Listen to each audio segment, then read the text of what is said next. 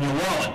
The disconnect has never been greater. And we need to hear from you and bring some sense of reality to that building. Thanks for letting me cut in. I don't know whose time I took or pushed back, but I greatly appreciate the opportunity to get out on a Saturday in the spring and get a little fresh air. Thank you.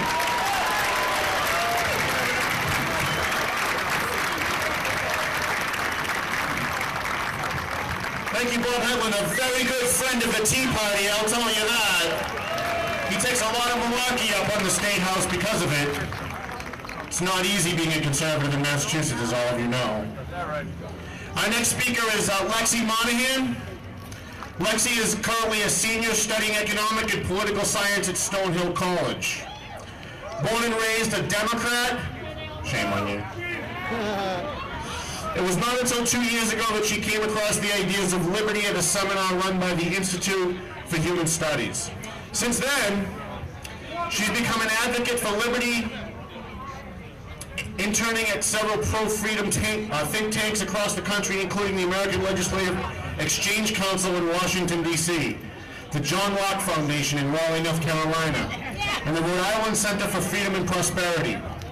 What she's most proud of, however, is her work with Students for Liberty, where she serves as campus coordinator helping groups across New England to form pro-liberty organizations on campus by finding and developing leaders and providing them with necessary resources for success. And I have to tell you, that's got to be a really tough thing to do when you're on a college campus surrounded by communists. Lexi Monahan.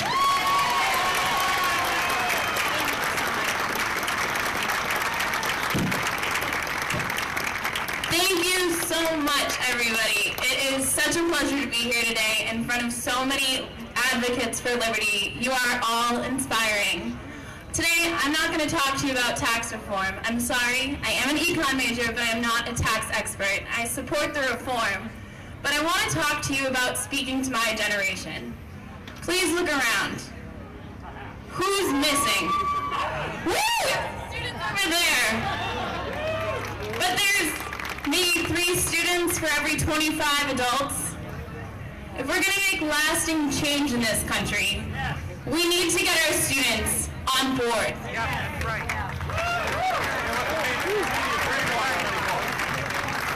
Now, we have to do this because we need their vote. We need their support to get this legislation passed, to get these changes passed. And we are tomorrow's leaders. As scary as that might seem, we're going to be leading the country, and we need to make lasting change. Finally, this bothers me. We're going to be paying these taxes for a very long time.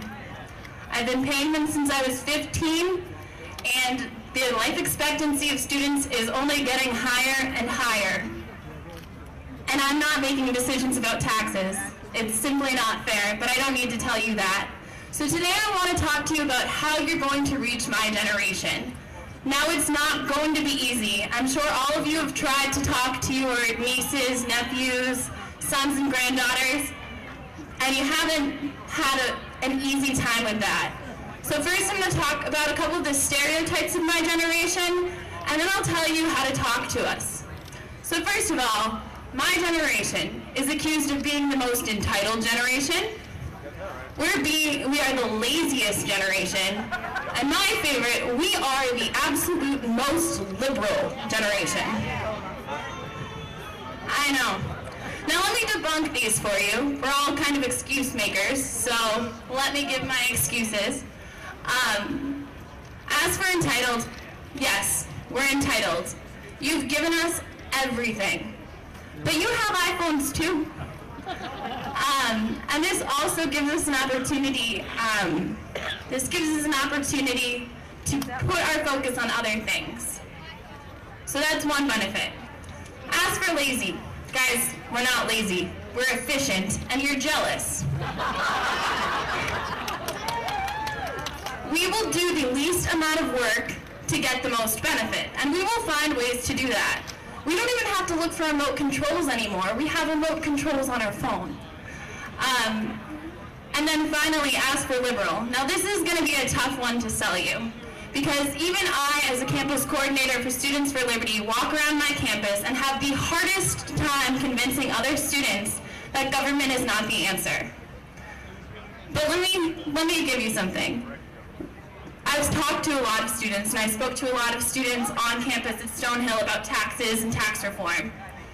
And collectively, they will all say, I'm a Democrat. I voted for Obama, and they all support that. But if you give them the chance, I have also found that my generation really doesn't like to be told what to think. We're more individualist than you give us credit for. Do not tell us what to do, do not to tell us what to think, and allow us to find things on for ourselves. So now here's your instruction.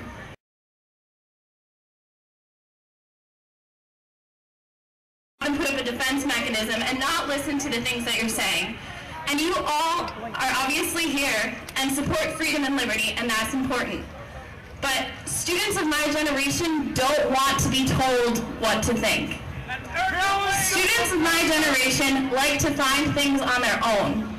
So if you give them, I promise, if you just give them the slightest reason to listen to you by personalizing stories, asking them what they would do with their taxes if they didn't have to pay it, personalize things like that, ask them what they care about, they're going to listen. It might not be a change overnight. I became a libertarian overnight. I started out as a Democrat, and then I was informed, I was given some literature, and I changed my opinions. But that doesn't happen for everybody. I like to call it planting a seed. You need to give them something that they can think of. Just a tiny little tidbit of information, and eventually it'll grow because they like to follow their own logic. So just be patient with them. And as I said, personalize everything. I have faith that all of you have that patience and have that ability to listen. And let me just say, Students for Liberty has found student leaders across college campuses around the world. We started 5 years ago with 30 students.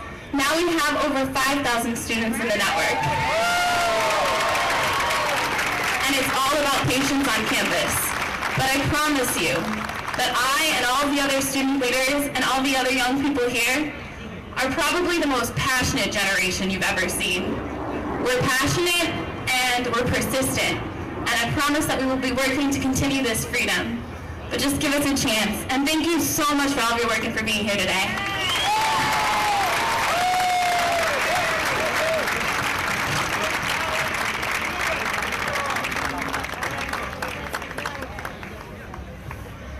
Let's hear it for Lexi.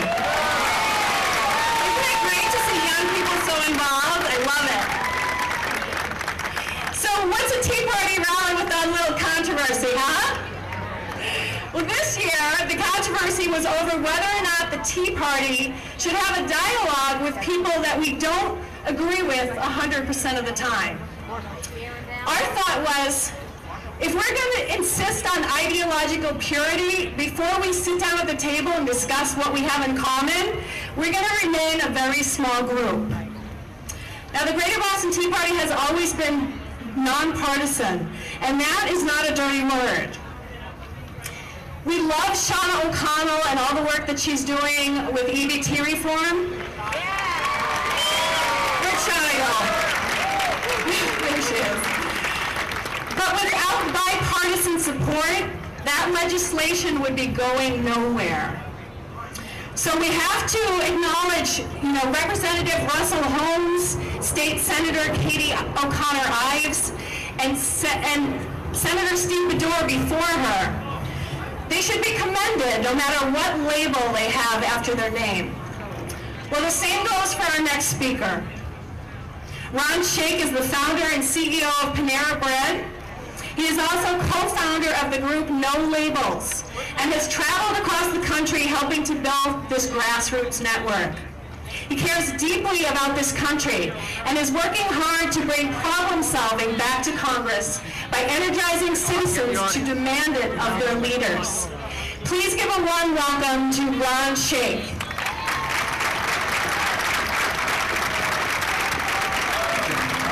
Wow. if I'm controversy, you absolutely have the wrong person. You know, I'm simply a businessman who lives up the street, up the Green Line in Brookline. See, I make sandwiches for a living. I began with one bakery about a block away at Park Street Station 30 years ago. And today I run a public company with 1,700 locations in 44 states in Canada. So, I'm not controversy. Let me share with you something I learned after 30 years in business. You don't stay CEO long if you can't solve problems. Indeed, if you don't solve problems, what happens? You get fired. Every day I have to ask myself in business, how can we stay one step ahead of the competition? How do we make ourselves the best place to work with the employees who are engaged and loyal to our brand? And how do we become a powerful force for good in the lives of our customers? These are concrete questions, and they have concrete answers. And if we get them wrong, we fail. And if we fail, there are implications. Because if we fail, there are a lot of people who are counting on us, and we let them down. So when I make a decision as a business person, you make decisions as a business person, I think about the implications. I think about the 8 million customers that we could count on Panera to get it right. I think about the over $5 billion in investor capital that rides on the quality of our decision making. And I think most importantly about the 75,000 employees whose livelihoods depend on our continued success. I saw one of our ex-employees here today. See, as a business person, I don't survive long if we don't resolve problems. The ability to resolve problems is at the core of leadership. So I often wonder, why is leadership so rare in American politics today? Do you wonder it? Yes.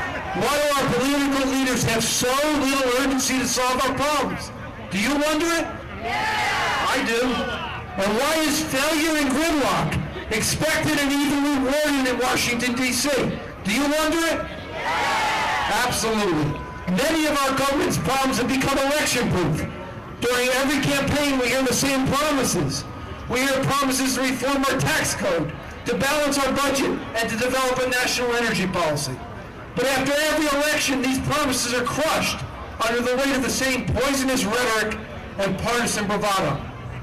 Democratic and Republican leaders come and go, but a dysfunctional system remains.